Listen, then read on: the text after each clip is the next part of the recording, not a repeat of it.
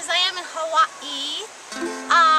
This one's called Sharia Law, and it goes something like, they like beheadings and pedophile weddings. No, wait. They like beheadings and pedophile weddings. Well, I'm working on it.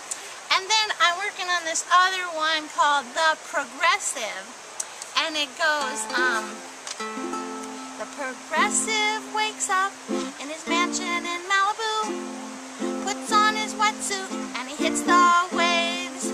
He likes to say he's a friend of Chavez, and America's evil because it had some slaves. There is no freedom in the heart of a progressive. He is as empty as an old tin can.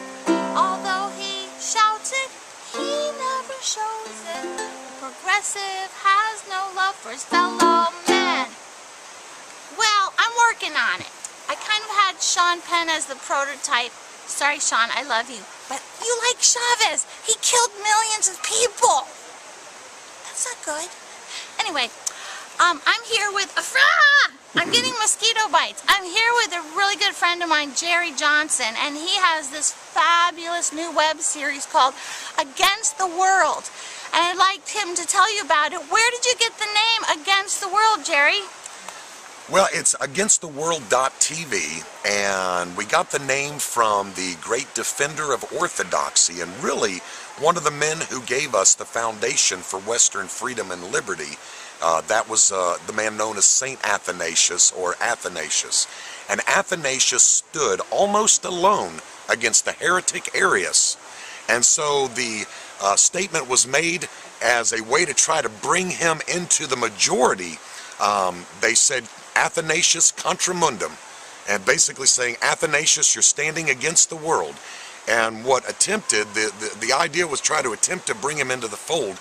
It actually became a battle cry for orthodoxy to stand against the world. So that's where we got the name. That's a very cool story. I got another verse.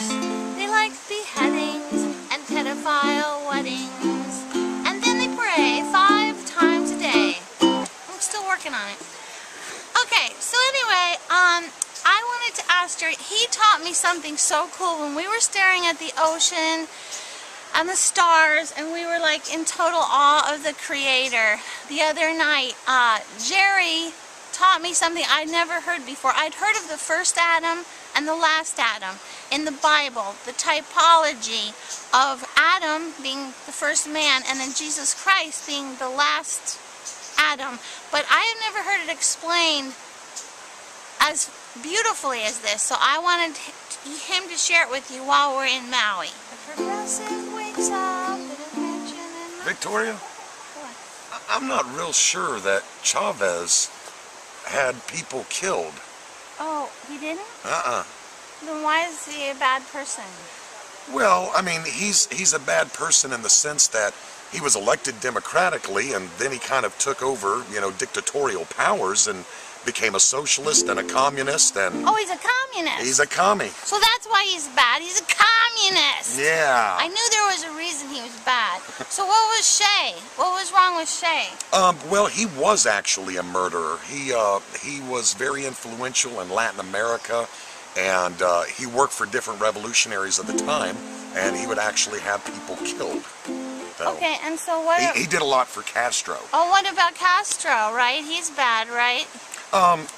Yeah, I mean, again, I would say in the sense that he led a revolution against a corrupt government, the Batista regime down in Cuba, but then he himself has become as corrupt and as murderous as the person he hated.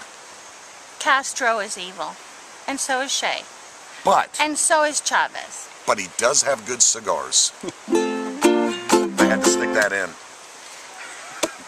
Okay, back to our point. I would like Jerry to tell you about the first Adam in the Bible and the last Adam. Well, the New Testament explicitly calls Christ the last Adam. And so immediately we can look at correlations between the first Adam and the last Adam. And there are more than I even have time to share with you. But if you think about it, the first Adam had a wife. Her name was Eve. The second Adam has a wife. It's the church. The first Adam betrayed God in a garden. The last Adam restored man to God in a garden. The first Adam actually did his betrayal standing at the foot of a tree. The second Adam redeemed man and restored the fellowship with God by hanging on that tree. The first Adam had his wife taken from his side. The second Adam, or the last Adam, I'm sorry, you actually shouldn't say the second Adam, but the last Adam, we see the church, his wife, redeemed by a spear thrust to the side. And what's really fascinating, one of the things that's always gotten me, is the first Adam was called to tend the Garden of Eden. On resurrection morning, Mary Magdalene, who went back to the tomb, when she first saw the resurrected Christ, mistook him for the gardener. I don't think that's by accident. I don't think God does anything by accident. And then on resurrection morning, probably one of the most interesting things, when Mary actually goes into the tomb, she sees the grave clothes of Christ, which surely had to be covered in blood because he was beaten pretty badly, laying there. And where his body had been laying, at the head and at the feet, were two angels, and we're even told they were facing each other. Now, if you know the Old Testament, and you know what the Ark of the Covenant looked like, that should give you the image of the Ark of the Covenant. The two angels sitting there looking at each other, and in the middle was the mercy seat. And this should have been a tall-tale sign for everybody that Christ was fulfilling the mercy of God. That is so awesome. That is called typology. If you study theology and what other ologies? A lot of ologies. Then you will learn cool, awesome stuff about the Bible like that. Thank you for joining us in Maui. Aloha!